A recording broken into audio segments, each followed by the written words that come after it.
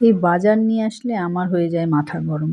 কারণ যদি গুটে, গুটে যেটা বলে দেবো সেটা আনলেই ভালো। যখন দেখবে নিজে, নিজে একটু কিছু নিয়ে আসবে তখন যদিও বা ওদের ইচ্ছে হয় আনার, কিন্তু একটা জিনিস কি, কিছু, কিছু জিনিস আছে সময়েরটা সময়ে ভালো লাগে। বাঁধাকপি নিয়ে এসেছে, আমার তো দেখেই রাগ উঠে যাচ্ছে, কারণ বাঁধাকপিটা কাটার সময়ই দেখছি যে এরকম গন্ধ বেরিয়েছে, মানে মনে হয় প্রচণ্ড পরিমাণে সার দেওয়া। তো যাই হোক ঝিরিঝিরি করে পরে নিয়ে এবার কিন্তু আমি গরম জলে ওই নুন দিয়ে সেদ্ধ করে জলটা ভাপিয়ে ফেলে দেবো আর কি। আর এদিকে মাছ নিয়ে এসেছে, মাছগুলো ভেজে নেব। সকালবেলা মাছ এনে রান্না করতে অনেকটা সময় লাগে, কারণ যেহেতু স্কুলের জন্য ওরা তৈরি হয় আর অন্যান্য কাজকর্ম তো থাকে। সকালে শুধু রান্না বান্না করলেও তো হবে না, আগের সকালে ঘরদোর গোছানো এগুলো কিছু কাজ থাকে। তো যাই হোক আমি কিন্তু এই যে রান্নার জন্য প্রস্তুতি নিচ্ছি, সেই জন্য ওইদিকে মাছ ভাজা হচ্ছে আর এদিকে সবজিও আমি কেটে নিচ্ছি, কারণ একবারে সব রেডি করে বসলে তো আরও রান্না হবে না। তো যাই হোক, তো বাঁধাকপিটাও কিন্তু এদিকে সেদ্ধ হচ্ছে আর মাছগুলো আমার ভাজা হয়ে গেছে। উল্টে পাল্টে নেব, উল্টে পাল্টে কিন্তু নামিয়ে নেব। এটা এনেছে সিলভার কাপ মাছ, আরও মাছ এনেছে তোমাদের দেখাচ্ছি, মাছের তেলও ছিল। তো যাই হোক মাছ ভাজা নামিয়ে আমি আগে বাঁধাকপির ঘন্টটা করে নেব মাছের মাথাটা দিয়ে। তো ফোড়নে পেঁয়াজ দিয়ে দিয়েছি আর এই যে দেখো বাঁধাকপিগুলো একদম ভালো করে জল ঝরিয়ে দুবার করে ধুয়ে নিয়েছি, প্রচণ্ড গন্ধ।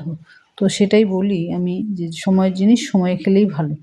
তো অনেক কিন্তু ঢাকা দিয়ে দিয়ে আমাকে রান্না করতে হচ্ছে, দেখেই বোঝা যাচ্ছে যে একদম মনে হয় কেমন যেন অন্যরকম একটা, সেদ্ধই হতে চাচ্ছে না।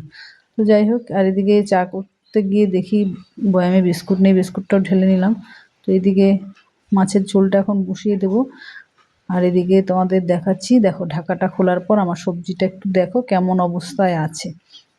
না দেখলে তোমরা বুঝতে পারবে না। সকলে তো বলে যে বাজারে সবজি এসেছে নতুন নতুন, কিন্তু সিজনাল সবজি খাওয়াই ভালো, যখনেরটা তখনই ভালো। এই যে দেখো মনে হয় সেদ্ধই হয়নি।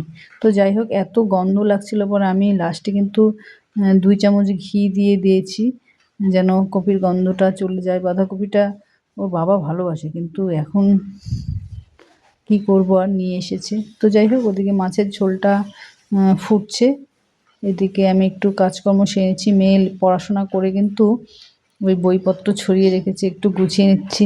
আর বিছানাপত্র এলোমেলো থাকলে না আমার ভালো লাগে না, পাক দিয়ে এই ঘরে ওই ঘরে যাই কাজ করি, তো এলোমেলো থাকলে আমার ভীষণ খারাপ লাগে। তো যাই হোক গোছাতে গোছাতে একটু জলপান করে নিলাম, এবার গুছিয়ে তারপর কিন্তু আবারও চলে যাচ্ছি, দেখি মাছের ঝোলটা কদ্দূর হলো। আর সকালে তো গোছগাছ ঝাড়াঝাড়ি হয়েছে, তবুও বিছানা এলোমেলো থাকলে কিন্তু একটু খারাপ লাগে। তো সামনেটা একটু ঝাড়ু দিয়ে পাপোশগুলো ঠিক করে দিলাম। আসলে ওরা যখন পড়াশোনা করে তখন কিন্তু মানে বিছানাপত্র এত এলোমেলো করে রাখে বইপত্র দিয়ে। তো এদিকে দেখি ঝোলও ফুটে উঠেছে, আমি কিন্তু মাছগুলো ঝোলে দিয়ে দিলাম।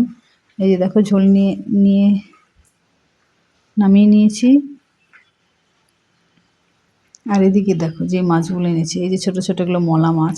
তো এটা আমার ভালোই লাগে, কারণ ছোট মাছ কিন্তু খাওয়া হয় না কাটার জন্য। তো যাই হোক একটু মাথাগুলো শুধু ফেলে দিয়ে ভালো করে ধুয়ে নিয়েছি, ভেজে নিলাম। আর সেটার জন্য কিন্তু ওই আলু বেগুন ঝিরিঝিরি করে সবজি কেটে নিয়েছি, রান্না করব চচ্চড়ি মতো। আর মাছের তেল ছিল, সেটা দিয়ে একটু আলু বেগুন দিয়ে ভেজেছি। তো এই ছিল রান্না বান্না, যদিও অনেকটা সময় লেগেছে রান্নাটা করতে। তো তবুও তোমাদের সাথে রান্নাটা শেয়ার করলাম, কেমন লাগলো জানিও। যে যেখান থেকে দেখলে সবাইকে অসংখ্য ধন্যবাদ। সবাই ভালো থেকো, সুস্থ থেকো। আবারও দেখা হচ্ছে নেক্সট ভিডিওতে।